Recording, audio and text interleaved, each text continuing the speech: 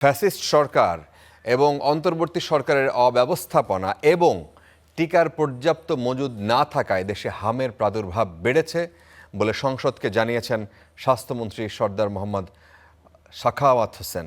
তবে এটা নিয়ে বিচলিত হবার কিছু নেই জানিয়ে মন্ত্রী বলেছেন, চলমান সংকট মোকাবেলায় সরকার সর্বাত্মক চেষ্টা করে যাচ্ছে। প্রধানমন্ত্রী তারেক রহমানের আন্তরিকতায় দ্রুত টিকাদান কর্মসূচি চালু করেছে সরকার। 6 মাস থেকে 5 বছর বয়সী সকল শিশুকে ক্রাশ প্রোগ্রামের আলোকে হামের টিকা প্রদান করছে।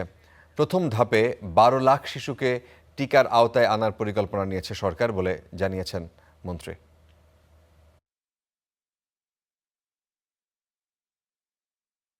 মাননীয় প্রধানমন্ত্রী জনাব তারেক রহমানের গতিশীল নেতৃত্ব, বিচক্ষণতা এবং পরামর্শে আমরা টিকাদান কর্মসূচি জরুরি ভিত্তিতে এগিয়ে আনতে সক্ষম হয়েছি।